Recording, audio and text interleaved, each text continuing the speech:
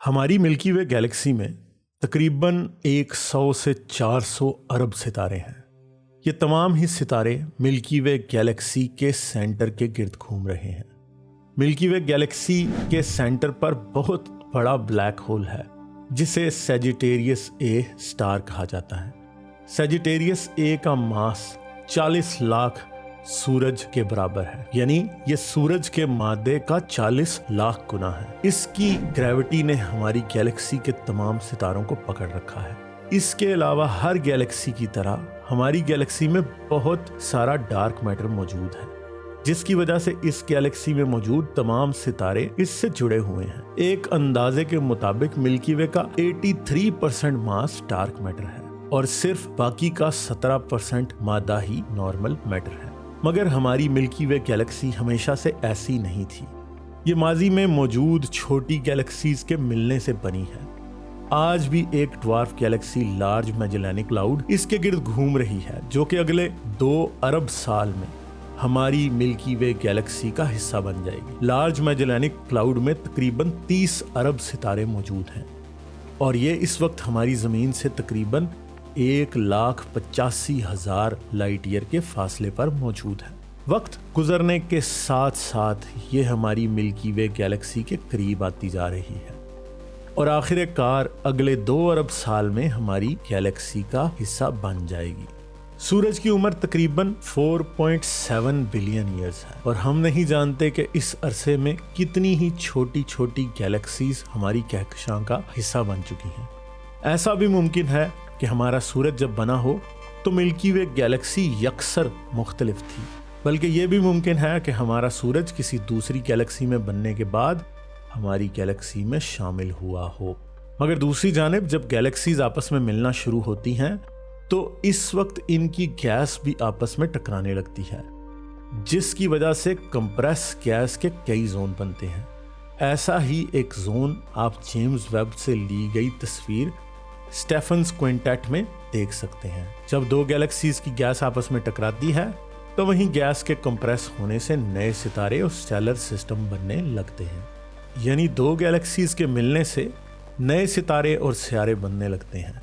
ऐसी सूरत में अगर एक गैलेक्सी बहुत लंबे अरसे तक किसी दूसरी गैलेक्सी से ना टकराए तो इसमें सितारे बनने का प्रोसेस रुक जाता है। मगर जैसे ही 2 गैलेक्सीज आपस में टकराती हैं, गैस के मिलने और कंप्रेस होने वाले जोन में नए सितारे बनने लगते हैं।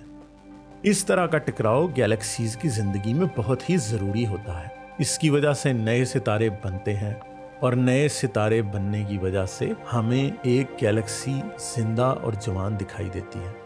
इसी तरह दूसरी तरफ जब गैलेक्सीज आसपास की गैलेक्सीज से ना टकराएं तो पुराने सितारे मर जाते हैं और नए सितारे नहीं बनते और ऐसी गैलेक्सीज को ओल्ड गैलेक्सीज कहा जाता है। मगर हमारी गैलेक्सी का ये सफ़र अभी जारी है। हमारे लोकल ग्रुप की सबसे बड़ी कहकशां एंड्रोमेडा बहुत तेज़ी से हमारी गैलेक्सी की तरफ बढ़ रही है और ये अगले 4.5 अरब साल में हमारी मिल्की वे गैलेक्सी से टकरा जाएगी, जिसकी वजह से गैस और कंप्रेशन पैदा होगा और कई नए सितारे और सियारे बनेंगे और बिलाखिर अरबों साल बाद मिल्की वे, एंड्रोमेडा और लोकल ग्रुप की तमाम ही गैलेक्सीज आपस में टकराने के बाद एक बहुत बड़ी सुपर गैलेक्सी बना देंगी, जिसमें हमारे लोकल ग्रुप की तमाम गैलेक्सीज की गैस, सितारे और सियारे मौजूद होंगे। एक अंदाजे के मुताबिक इसमें 450 अरब साल का वक्त लग सकता है। मगर जब गैलेक्सीज आपस में टकराती हैं तो इनके सेंटर पर मौजूद ब्लैक होल क्या करते हैं? जैसे जैसे ये एक दूसरे के करीब आते हैं, ये स्पेस और टाइम को खींचना शुरू कर देते हैं और एक दूसरे के गिर्द घूमना शुरू कर देते हैं। इस घूमने में इन दोनों की रफ्तार बढ़ती चली जाती है। ऐसा भी होता है कि ये दोनों मिलकर एक मजीद बड़ा ब्लैक होल बना सकते हैं। मगर कई बार इस डांस में छोटा ब्लैक होल बड़े ब्लैक होल के गिर्द तेज से तेज घूमने लगता है और इस तेजी से घूमते घूमते इसकी रफ्तार बढ़ती चली जाती है और आखिरकार वो बड़े ब्लैक होल की ग्रेविटी से आज़ाद हो जाता है और गैलेक्सी से बाहर निकल जाता है।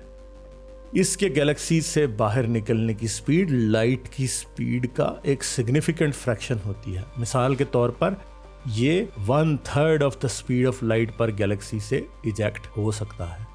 हम नहीं जानते कि इंटरस्टेलर स्पेस में ऐसे कितने ब्लैक होल मौजूद हैं और क्या होता है जब ऐसा कोई सुपर मैसिव ब्लैक होल किसी दूसरी गैलेक्सी की तरफ चला जाता है। क्या ऐसा भी हो सकता है कि ऐसा ही कोई रोग ब्लैक होल हमारे सोलर सिस्टम जैसे किसी निजाम में दाखिल होकर इसे तहस नहस कर दे, या फिर किसी दूसरी गैलेक्सी में दाखिल होकर इसके मरकज पर बैठे हुए सुपर मैसिव ब्लैक होल से लड़ाई करके इसे अपने घर से चलता कर दे। पॉसिबिलिटीज बहुत दिलचस्प हैं, मगर हम जैसे छोटे छोटे जानदार ऐसे भयानक नताइज का तस्वर भी नहीं कर सकते। मगर जब लोकल ग्रुप की तमाम गैलेक्सीज आपस में मिल जाएंगी तो इस वक्त कायनात में मौजूद तमाम ही गैलेक्सीज हमसे इतना दूर जा चुकी होंगी कि रोशनी भी रोशनी की रफ्तार पर इनमें से हम तक कभी नहीं आ सकेगी, क्योंकि इस वक्त यूनिवर्स की एक्सपेंशन की स्पीड ऑफ लाइट से भी ज़्यादा हो चुकी होगी। यानी लोकल ग्रुप के अलावा कायनात में पाई जाने वाली तमाम ही गैलेक्सीज हमसे इतनी दूर जा चुकी होंगी कि अगर रोशनी अपनी रफ्तार पर भी इनसे हम तक आना चाहे तो कभी नहीं आ सकेगी। ग्रेविटी भी रोशनी की रफ्तार पर ही सफ़र करती है, बल्कि तमाम ही फंडामेंटल फोर्सेस ऑफ नेचर रोशनी की रफ्तार पर ही इंटरैक्ट करती हैं। इस वक्त वर्चुअली ऐसा ही हो जाएगा जैसे लोकल ग्रुप की गैलेक्सीज से बनने वाली सुपर गैलेक्सी खुद एक अलहदा यूनिवर्स में मौजूद है और इसका कायनात में पाई जाने वाली बाकी गैलेक्सीज से कोई ताल्लुक नहीं। अगर इस वक्त कोई एस्ट्रोनॉमर टेलीस्कोप लगाकर देखेगा तो इसे हर तरफ अंधेरा ही अंधेरा नजर आएगा और वो सोचेगा कि इसकी कहकशां ही कुल कायनात है। कॉस्मिक माइक्रोवेव बैकग्राउंड रेडिएशन इतनी ठंडी हो चुकी होगी कि इसको डिटेक्ट करना पॉसिबल ही नहीं रहेगा और ऐसा लगेगा कि बिग बैंग कभी हुआ ही नहीं। इस वक्त कायनात अपने बासियों को ऐसा धोखा देगी कि वो चाह कर भी ये नहीं जान सकेंगे कि कायनात कितनी पुरानी है और ये कभी पैदा हुई। जाने से पहले वीडियो को लाइक और शेयर जरूर करें और अगर आपने अभी तक सब्सक्राइब नहीं किया तो सब्सक्राइब करके घंटी का बटन दबाना ना भूलें। इसके साथ साथ आप साइंस कहानी को पेट्रियन पर भी सपोर्ट कर सकते हैं। पेट्रियन का लिंक इस वीडियो की डिस्क्रिप्शन में मौजूद है।